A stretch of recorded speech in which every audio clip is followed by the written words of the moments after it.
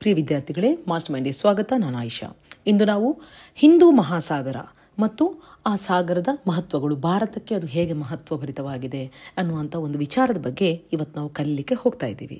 ಇವಾಗ ಈ ಹಿಂದೂ ಮಹಾಸಾಗರದ ಬಗ್ಗೆ ನಾವು ಕೆಲವೊಂದು ಬೇಸಿಕ್ ಮಾಹಿತಿಗಳನ್ನು ನೋಡೋಣ. ಇವಾಗ ಮೊದಲನೇದಾಗಿ ಕೆಲವರಿಗೆ ಸಾಗರ ಅಂದರೆ ಏನು ಮತ್ತು ಸಮುದ್ರ ಅಂದರೆ ಏನು ಅನ್ನುವಂತಹ ಕನ್ಫ್ಯೂಷನ್ ಇದೆ. ಮೊದಲು ಅದನ್ನು ಒಂದು ಕ್ಲಾರಿಫಿಕೇಶನ್ ಕೊಡ್ತೀನಿ.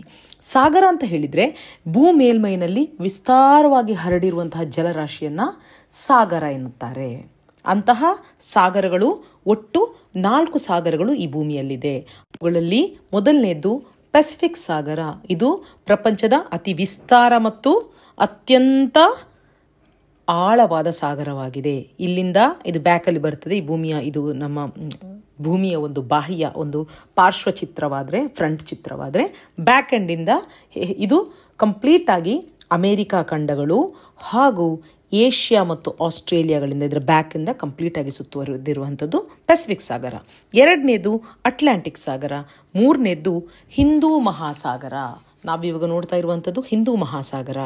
ಇದು ಆಫ್ರಿಕಾ ಮತ್ತು ಏಷ್ಯಾ, ಅದೇ ರೀತಿಯಾಗಿ ಇಲ್ಲಿ ಆಸ್ಟ್ರೇಲಿಯಾ ಖಂಡಗಳ ಮಧ್ಯೆ ನೆಲೆಗೊಂಡಿದ್ದು, ಈ ಮಹಾಸಾಗರ ಮುಖ್ಯವಾಗಿ ದಕ್ಷಿಣಾರ್ಧಗೋಳದಲ್ಲಿ, ಭೂಮಿಯ ದಕ್ಷಿಣಾರ್ಧಗೋಳದಲ್ಲಿ ಕಂಡು ಬರುತ್ತದೆ. ಹಾಗೆ ಇದರ ಅಲ್ಪ ಭಾಗ ಮಾತ್ರ ಉತ್ತರಾರ್ಧಗೋಳದಲ್ಲಿದೆ. 4ನೇದು ಆರ್ಕ್ಟಿಕ್ ಸಾಗರ ಅಂತ ಹೇಳ್ಬಹುದು. ಆಗ ಸಮುದ್ರಗಳು ಅಂದ್ರೆ ಏನು ಅಂತ ನೋಡೋಣ. ಈ ಸಮುದ್ರಗಳು ಅಂತ ಹೇಳಿದ್ರೆ ಈ ಸಾಗರಗಳ ಯಾವುದಾದ್ರೂ ಒಂದು ಭಾಗ ಪೂರ್ಣವಾಗಿ ಅಥವಾ ಒಂದು ಪಾರ್ಷಿಯಲಿ, ಭಾಗಶಃ ಭೂಭಾಗಗಳಿಂದ ಸುತ್ತುವರೆದಿದ್ರೆ ಅದನ್ನ ಸಮುದ್ರ ಎನ್ನುವರು. ನೋಡಿಲಿ, ಅರೇಬಿಯನ್ ಸಿ ಪಾರ್ಶ್ವವಾಗಿ ಕಂಪ್ಲೀಟ್ ಆಗಿ ಭೂಭಾಗಗಳಿಂದ ಸುತ್ತುವರೆದಿದೆ ಪಾರ್ಶ್ವವಾಗಿ, ಅಲ್ವಾ? ಸೊ ಇದು ಸಾಗರ ಮತ್ತು ಸಮುದ್ರಕ್ಕಿರುವ ವ್ಯತ್ಯಾಸ. ಇವಾಗ ನಾವು ನೇರವಾಗಿ ವಿಚಾರಕ್ಕೆ ಬರೋಣ.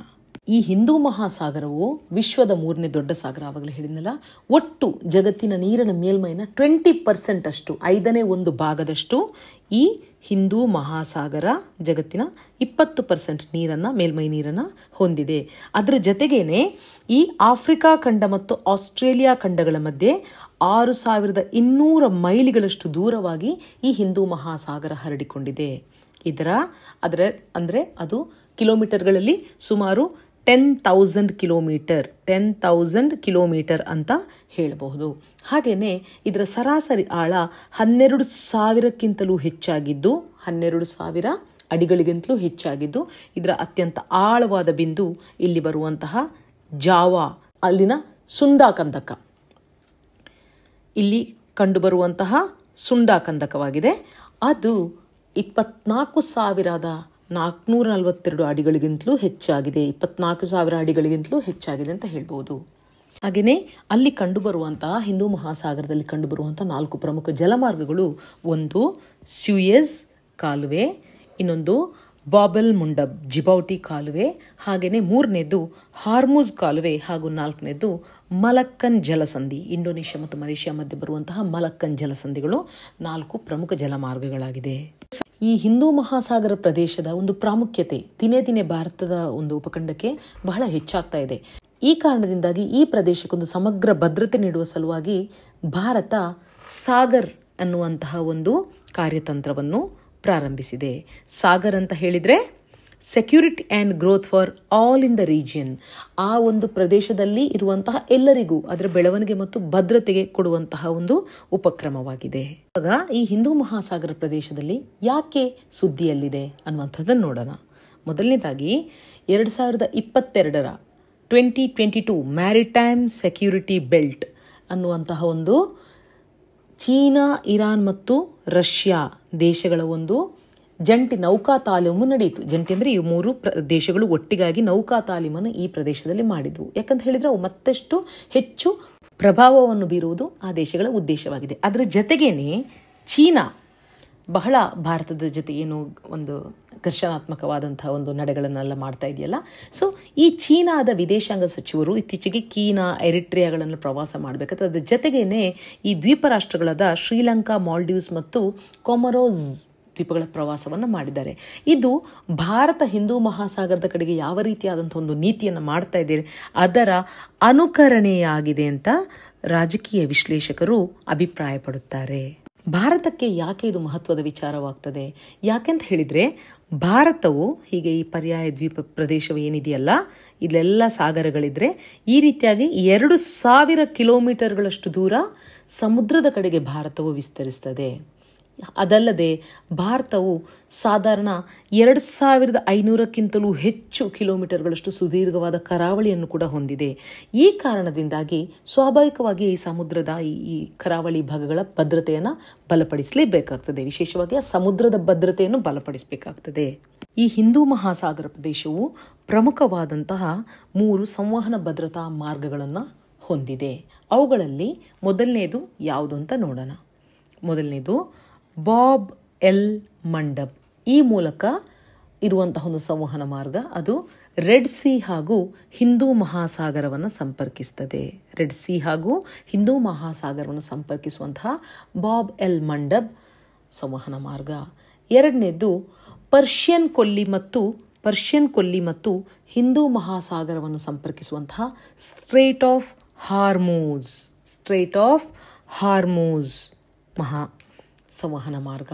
ಅದರ ಜೊತೆಗೇನೆ ಮೂರನೇದು ಪೆಸಿಫಿಕ್ ಮಹಾಸಾಗರ ಮತ್ತು ಹಿಂದೂ ಮಹಾಸಾಗರಗಳನ್ನು ಸಂಪರ್ಕಿಸುವಂತಹ ಮಲಕ್ಕನ್ ಜಲಸಂಧಿಯ ಒಂದು ಸಂವಹನ ಮಾರ್ಗವಾಗಿದೆ. ಈ 3 ಸಂವಹನ ಮಾರ್ಗಗಳು ಭದ್ರತಾ ದೃಷ್ಟಿಯಿಂದ ಬಹಳ ಪ್ರಮುಖವಾಗಿದ್ದು, ಇವುಗಳ ಸಂರಕ್ಷಣೆ ಮಾಡುವುದು ಕೂಡ ಭಾರತಕ್ಕೆ ಅತ್ಯವಶ್ಯಕವಾದಂತಹ ಒಂದು ವಿಚಾರವಾಗಿದೆ. ಇವಾಗ ಇದರ ಪ್ರಾಮುಖ್ಯತೆ ಏನು ಅಂತ ನೋಡೋಣ. ಮೊದಲನೇದಾಗಿ ಈ ಪ್ರದೇಶವು ವಿಶ್ವದ ಒಟ್ಟು ಪಾಪ್ಯುಲೇಷನ್ ಜನಸಂಖ್ಯೆಯ 1/3 ಭಾಗವನ್ನು ಈ ಪ್ರದೇಶದ ಸುತ್ತಮುತ್ತ ಹೊಂದಿದೆ. ಅದರ ಜೊತೆಗೇನೆ ಇದು ಜಗತ್ತಿನ ಭೂಪ್ರದೇಶದ 25% ಕಾಲು ಭಾಗ ಮತ್ತು ಜಗತ್ತಿನ ತೈಲ ಮತ್ತು ಅನಿಲ ನಿಕ್ಷೇಪಗಳ 40%ಗಳಷ್ಟು ಈ ಪ್ರದೇಶವು ಹೊಂದಿದೆ. ಆ್ಯಕ್ಚುಲಿ ಭಾರತದ ಆಲ್ಮೋಸ್ಟ್ 70%ನಷ್ಟು ತೈಲಗಳು ನಾವು ಆಮದು ಮಾಡ್ಕೊಳ್ತಾ ಇದ್ವಿ. ಅದು ವಿಶೇಷವಾಗಿ ನಾವು ಕಂಪ್ಲೀಟಾಗಿ ಅರಬ್ ರಾಷ್ಟ್ರಗಳಿಂದ ಕೊಲ್ಲಿ ರಾಷ್ಟ್ರಗಳಿಗೆ ನಾವು ಡಿಪೆಂಡ್ ಆಗಿದ್ವಿ. ಹೀಗಿರಬೇಕಾದ್ರೆ ಇಲ್ಲಿರುವಂತಹ ತೈಲ ಮತ್ತು ಅನಿಲ ನಿಕ್ಷೇಪಗಳು ನಮಗೆ ಬಹಳಷ್ಟು ಮುಖ್ಯವಾದ ವಿಚಾರಗಳಾಗ್ತದೆ. ಅದರ ಜೊತೆಗೇನೆ ಜಗತ್ತಿನ ಎಲ್ಲ ಹೆಚ್ಚಿನ ಬಹಳ ದೊಡ್ಡ ದೇಶಗಳು, ಶಕ್ತಿಗಳೆಲ್ಲವೂ ಈ ಹಿಂದೂ ಮಹಾಸಾಗರದಲ್ಲಿ ತಮ್ಮ ವಿಶೇಷವಾದ ಮಿಲಿಟರಿ ಪಡೆಗಳನ್ನೆಲ್ಲ ಹೊಂದಿಕೊಂಡಿವೆ. ಅಮೆರಿಕದ 5ನೇ ನೌಕಾಪಡೆ ಅದರ ಒಂದು ಪ್ರಧಾನ ಕಚೇರಿಯನ್ನು ಬಹ್ರೇನ್ನಲ್ಲಿ ಹೊಂದಿದೆ. ಅದು ಕೂಡ ತುಂಬ ಮುಖ್ಯ. ಯಾಕಂತ ಹೇಳಿದ ಮಿಲಿಟರಿ ಪಡೆಗಳು ಹೇಗೆಲ್ಲ ಸ್ಥಾಪನೆಯಾಗಿದೆ ನೋಡಬೇಕು. ಹಾಗೆಯೇ ಈ ಡಿಯಾಗೋ ಗಾರ್ಸಿಯಾ ದ್ವೀಪವನ್ನು ತನ್ನ ವಾಯುನೌಕಾ ನೆಲೆ ಮತ್ತು ಸರಕು ಶೇಖರಣಾ ಸಂಗ್ರಹದ ಒಂದು ಪ್ರಧಾನ ಕಾರ್ಯಾಚರಣೆಯ ಭಾಗವಾಗಿ ಅಮೆರಿಕ ಹೊಂದಿದೆ. ಅದರ ಜೊತೆಗೇನೆ ಫ್ರಾನ್ಸ್ ಕೂಡ ಅಲ್ಲಿನ ಜಿಬೌಟಿ, ರಿಯೋನಿನ್ ದ್ವೀಪ ಮತ್ತು ಅಬುದಾಬಿಗಳಲ್ಲಿ ತನ್ನ ನೌಕಾ ನೆಲೆಗಳನ್ನು ಹೊಂದಿದೆ. ಈ ಎಲ್ಲ ವಿಚಾರಗಳಲ್ಲೂ ಭಾರತ ಹೈ ಅಲರ್ಟ್ ಆಗಲಿಕ್ಕೆ ಬೇಕಾದಂಥ ಕಾರಣಗಳು. ಜಗತ್ತಿನ ಪ್ರಮುಖ ಶಕ್ತಿಗಳೆಲ್ಲ ಇಲ್ಲಿ ಹತ್ತಿರ ಬಂದು ಮಿಲಿಟರಿ ನೌಕಾ ನೆಲೆಗಳನ್ನು ಹೊಂದ್ತಾ ಇದೆ ಅಂತ ಹೇಳಿದರೆ ನಾವು ಕೂಡ ಅಲ್ಲಿ ಹೈ ಅಲರ್ಟ್ ಆಗಿರಬೇಕಂತ ಸಂದರ್ಭ ಅಲ್ವಾ. ಹಾಗೆಯೇ ಇಲ್ಲಿ ತೈಲ ನಿಕ್ಷೇಪಗಳ ಬಗ್ಗೆ ಹೇಳಿದ್ಮೇಲೆ 40% ಜಗತ್ತಿನ ತೈಲ ನಿಕ್ಷೇಪಗಳು ಇದ್ದಾವೆ ಅಂತ.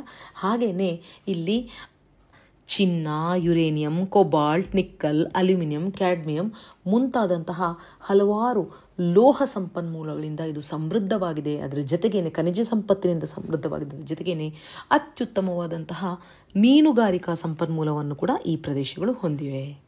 ಇವಾಗ ಚೀನಾ ಹೇಗೆ ಇಲ್ಲಿ ಪ್ರಭಾವ ಬೀರಲಿಕ್ಕೆ ಪ್ರಯತ್ನಿಸ್ತಾ ಇದೆ ಅಂತ ನೋಡೋಣ. ಇಲ್ಲಿ ಈ ಹಿಂದೂ ಮಹಾಸಾಗರದಲ್ಲಿರುವಂತಹ ರಾಷ್ಟ್ರಗಳಿಗೆ ಚೀನಾ ಉದಾರವಾದ ಮರುಪಾವತಿ ನಿಯಮಗಳು, ಯಾವಾಗ ಬೇಕಿದ್ರೆ ಕೊಡ್ರಿ, ಎಷ್ಟು ಬೇಕಾದರೆ ಕಡಿಮೆ ಬಡ್ಡಿ ಕೊಡಲಿ, ಅಂದರೆ ಬಹಳ ಫ್ಲೆಕ್ಸಿಬಲ್ ಆಗಿ, ನಾನು ಆಡು ಭಾಷೆಯಲ್ಲಿ ಹೇಳಿದೆ, ಈ ರೀತಿಯಾಗಿ ಉದಾರವಾದ ಮರುಪಾವತಿ ನಿಯಮಗಳನ್ನು ಹೊಂದಿದೆ. ಹಾಗೆಯೇ ಅಲ್ಲಿ ಮೂಲಸೌಕರ್ಯ ಯೋಜನೆಗಳಲ್ಲಿ, ಅಲ್ಲಿನ ಇನ್ಫ್ರಾಸ್ಟ್ರಕ್ಚರ್ಗಳಿಗೆ ಹೂಡಿಕೆ ಮಾಡೋದು, ರಸ್ತೆ, ಅಣೆಕಟ್ಟು, ವಿದ್ಯುತ್ ಅಥವಾ ರೈಲು ಮಾರ್ಗ ನಿರ್ಮಾಣ ಮುಂತಾದ ಎಲ್ಲದಕ್ಕೂ ಪುಷ್ಕಳವಾಗಿ ಅದು ಧನ ಸಹಾಯವನ್ನು ನೀಡ್ತಾ ಇದೆ.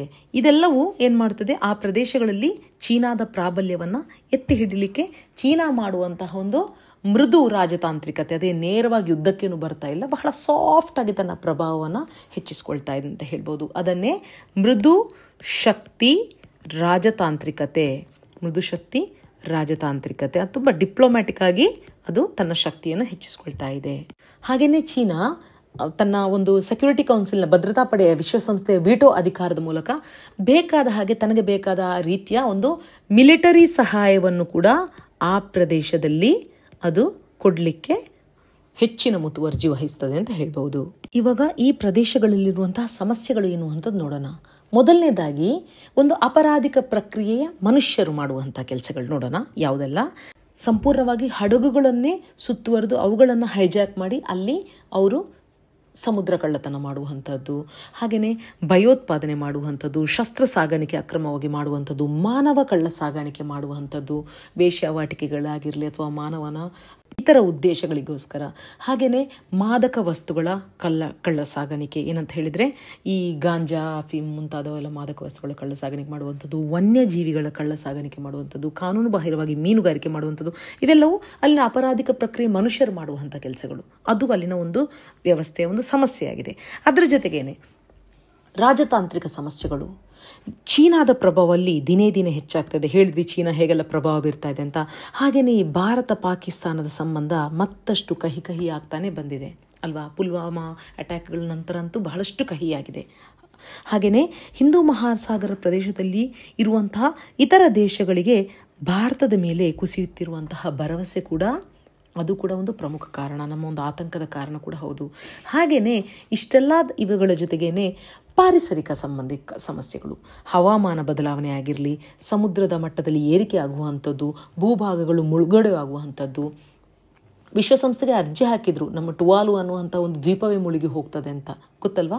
ಹಾಗೆಯೇ ಸಮುದ್ರ ಮಾಲಿನ್ಯದಿಂದ ಆಗುವಂತಹ ಒಂದು ಸಮಸ್ಯೆಗಳು, ನಂತರದಲ್ಲಿ ಅಲ್ಲಿ ಉಂಟಾಗುವಂಥ ಮೀನುಗಾರಿಕೆ ಸಮಸ್ಯೆಗಳು, ಈ ರೀತಿಯಾಗಿ ಬೇರೆ ಬೇರೆ ಬೇರೆ ರೀತಿಯ ಸಮಸ್ಯೆಗಳು ಆ ಪ್ರದೇಶಗಳಲ್ಲಿ ಅಡಗಿವೆ ಅಂತ ಹೇಳ್ಬೋದು. ಈ ಹಿಂದೂ ಮಹಾಸಾಗರ ಪ್ರದೇಶವು ವಿಶ್ವದ ಸಾಗರಿಕ ವ್ಯಾಪಾರ ಏನಿದೆಯಲ್ಲ ಅದರ 75% ಸಾಗರ ವ್ಯಾಪಾರವನ್ನು ಹೊಂದಿದೆ. ಅದರ ಜೊತೆಗೇನೆ ದೈನಂದಿನ ಜಾಗತಿಕ ತೈಲ ಬಳಕೆಯ 50% ಈ ಪ್ರದೇಶಗಳಲ್ಲಿ ನಡೀತಾ ಇದೆ. ಹಾಗಾಗಿ ಈ ಪ್ರದೇಶವು ಅತ್ಯಂತ ಎಲ್ಲ ವಿಚಾರಗಳಲ್ಲೂ ಅತ್ಯಂತ ಆಯಕಟ್ಟಿನ ಜಾಗ ಅಂತ ಪರಿಗಣಿಸಲಿಕ್ಕೆ ಕಾರಣ ಇದುವೇನೆ. ಆದರೆ ಭಾರತವು ಈ ಪ್ರದೇಶವನ್ನು ಝೋನ್ ಆಫ್ ಪೀಸ್ ಶಾಂತಿಯ ಒಂದು ವಲಯವನ್ನಾಗಿ ಮಾಡಲು ತನ್ನ ಒಂದು ವಿದೇಶಿ ನೀತಿಯನ್ನು ಹೊಂದಿದೆ. ಸುಂದರವಾದಂತಹ ಒಂದು ವಿದೇಶಿ ನೀತಿಯನ್ನು ಹೊಂದಿದೆ. ಭಾರತವು ಸ್ವಾತಂತ್ರ್ಯೋತ್ತರ ಕಾಲದಿಂದಲೂ ತನ್ನ ವಿದೇಶಿ ನೀತಿಗಳಿಗಾಗಿ ಬಹಳ ಜಗತ್ತಿನ ಒಂದು ಖ್ಯಾತಿಗೆ ಪಾತ್ರವಾಗಿದ್ದಂತಹ ದೇಶ. ಹಾಗಾಗಿ ಇಲ್ಲೂ ಕೂಡ ಝೋನ್ ಆಫ್ ಪೀಸ್ ಅಂತ ಇದನ್ನು ನಿರ್ಮಿಸಬೇಕು ಅನ್ನುವಂಥದ್ದೇ ಒಂದು ವಿದೇಶಿ ನೀತಿಯನ್ನು ಹೊಂದಿದೆ. ಅದಕ್ಕೆ ಅತ್ಯಂತ ಸುಂದರ ಉದಾಹರಣೆಗಳೆಂದರೆ ಒಂದು ಲುಕ್ ಈಸ್ಟ್ ನೀತಿ, ಪೂರ್ವದತ್ತ ನೋಡು ನೀತಿ, ಹಾಗೆಯೇ Indian ocean rim association for regional cooperation, ಹಾಗೆಯೇ ಗಂಗಾ ಮೆಕಾಂಗ್ ಕೋಆಪರೇಷನ್. ಇವೆಲ್ಲ ಉಪಕ್ರಮಗಳು ಭಾರತವು ಹಿಂದೂ ಮಹಾಸಾಗರವನ್ನು ಒಂದು ಶಾಂತಿಯ ವಲಯವನ್ನಾಗಿ ಮಾಡುವಂತಹ ಒಂದು ವಿದೇಶಿ ನೀತಿಯ ಗುರಿಯನ್ನು ಹೊಂದಿರುವಂಥದ್ದಾಗಿದೆ. ಸೊ ಹಿಂದೂ ಮಹಾಸಾಗರದ ಬಗ್ಗೆ ಈ ವಿಡಿಯೋವನ್ನು ಮತ್ತೊಮ್ಮೆ ನೋಡಿ. ಯಾಕಂತ ಹೇಳಿದರೆ ಇದರಲ್ಲಿ ಹಲವಾರು ಪ್ರಿಲಿಮ್ಸ್ ಓರಿಯೆಂಟೆಡ್ ಆದಂತಹ ಪ್ರಶ್ನೆಗಳು ಹಲವಾರು ಅಡಗಿದೆ. ಹಾಗಾಗಿ ಮತ್ತೊಮ್ಮೆ ಗಮನವಿಟ್ಟು ಕೇಳಿ ಅಂತ ಹೇಳ್ತೀನಿ. ಇನ್ನೊಂದು ಸೂಚನೆ ವಿದ್ಯಾರ್ಥಿಗಳು ನಿಮಗೆ ಕೊಡಬೇಕಾಗಿದೆ. ನಿನ್ನೆ ಯಾರಾದರೂ ವಿಡಿಯೋವನ್ನು ನೋಡಿಲ್ಲದೇ ಇದ್ದರೆ ಅಪ್ಲೋಡ್ ಮಾಡುವಾಗ ಒಂಚೂರು ತಡವಾಗಿತ್ತು, ದಯವಿಟ್ಟು ನೋಡಿ. ಬಹಳ ಬಹಳ ಪ್ರಮುಖವಾದಂತಹ ಕನ್ನಡದಲ್ಲಿ ಕಂಟೆಂಟ್ ಸಿಗುವುದು ಅತ್ಯಂತ ದುರ್ಲಭವಾದಂತಹ ಒಂದು ಸಂತಾನೋತ್ಪತ್ತಿ ನೆರವು ತಂತ್ರಜ್ಞಾನ ಮಸೂದೆ 2020ಯ ಬಗ್ಗೆ ಒಂದು ಬಹಳ ಚೆನ್ನಾಗಿದ್ದ ಒಂದು ವಿಚಾರದ ಮೇಲೆ ವಿಡಿಯೋ ಕೊಟ್ಟಿದ್ದೀವಿ. ದಯವಿಟ್ಟು ಅದನ್ನು ನೋಡಿ. ಸೊ ನಾಳೆ ಮತ್ತಷ್ಟು ವಿಚಾರಗಳನ್ನು ನಿಮ್ಮ ಮುಂದಿಗೆ ಬರಲಿದ್ದೇವೆ. ಅಲ್ಲಿವರೆಗೂ ಧನ್ಯವಾದ, ನಮಸ್ಕಾರ.